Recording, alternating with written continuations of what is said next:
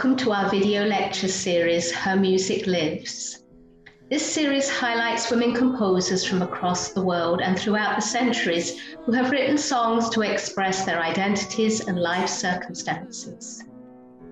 Each video briefly introduces the composer, followed by a discussion and performance of the chosen song. Connection questions and research materials are available at the end.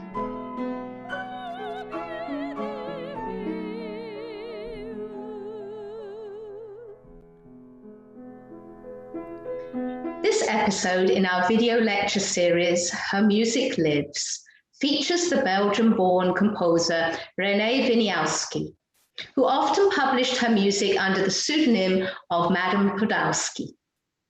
Our discussion and performance centers around her song, L'heure exquise, the exquisite hour.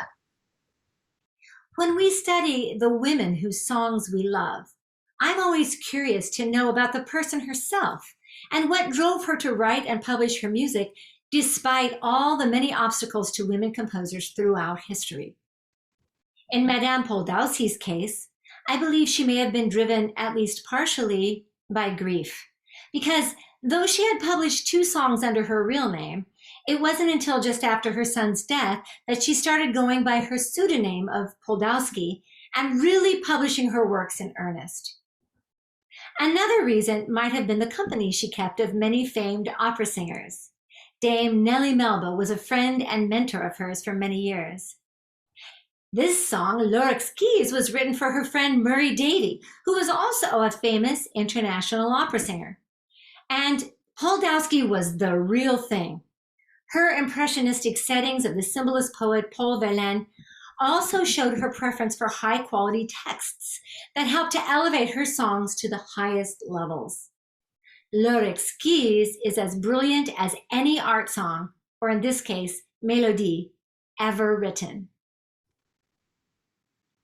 Before you hear a complete performance of the song, we are going to highlight some of the elements that we as performers enjoy. Susan, what do you think is interesting in the vocal part? Well, Poldowski knows how to write for voices exceptionally well.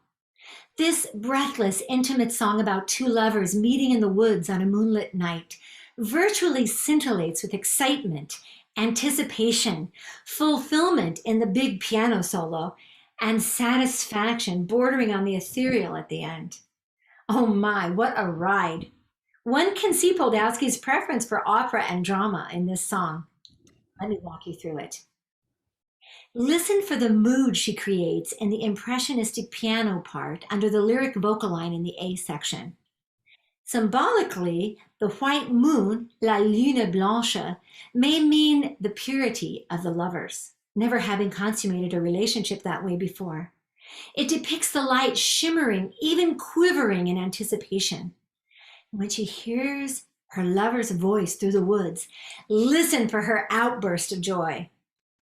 Then, in the B section, the symbolism in the poetry is about the dark willow tree reflected in the pond where the wind cries. And it's highlighted by a chromatic modulation. Now, the voice can no longer muster a lyrical line. She can only breathlessly speak, recitative-like, as she finally says, "Let us dream, it is the hour." And then listen for the brilliant piano solo that is truly ecstatic.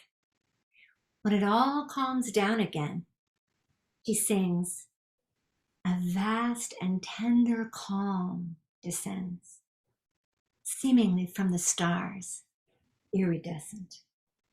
It is the exquisite hour." Whew, hot stuff. Katharine, what should we listen for in the piano part? The piano part demonstrates that Poldowski was a pianist. She composes an accompaniment which is very pianistic, and because it doubles some of the vocal part, it is pretty much its own composition. The melodic and harmonic content are late Romantic era sounding and highly expressive. Listen specifically for the change of texture and sound in the middle section, where the text describes the mirror-like pool, and the piano part becomes sparser and is pitched higher in the treble register while the voice is pitched lower. This enhances the mysteriousness of this moment in the story.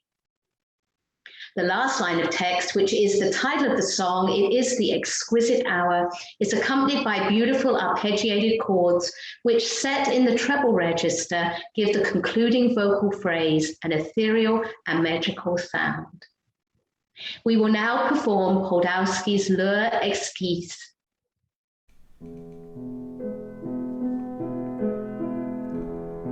La lune blanche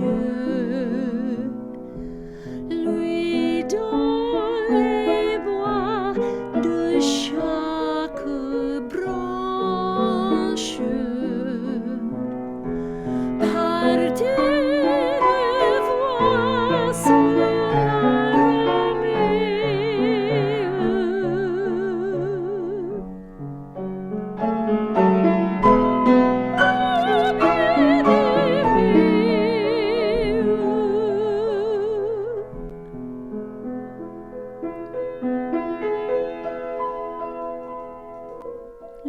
ton reflète, profond miroir, la silhouette du sol noir où le vent pleure, revend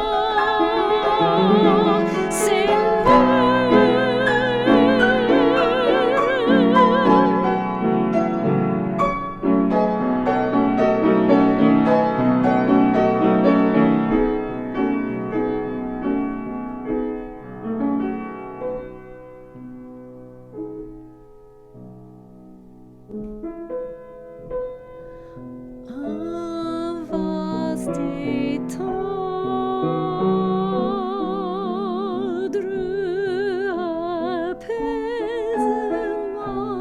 semble descendre. Dieu fait maman que l'astre irise.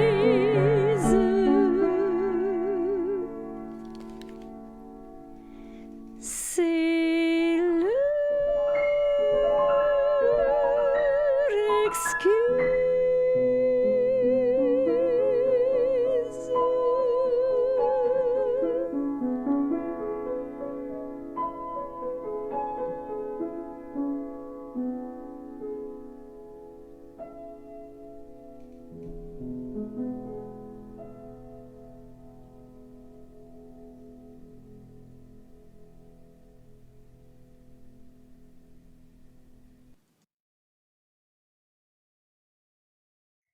Okay, now that you've heard the whole song, what are your thoughts and connections to L'heure exquise? Here's a connection question to get you started. Paul Verlaine was a symbolist poet.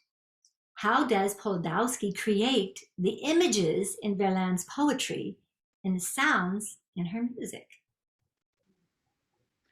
Maybe you might want to make other connections or research Poldowski and her art songs.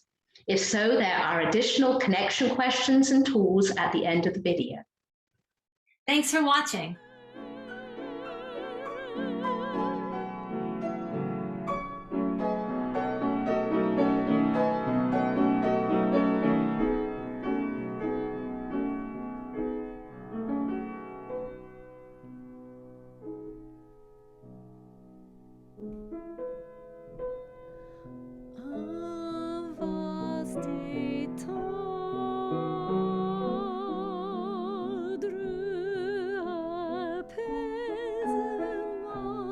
Semble de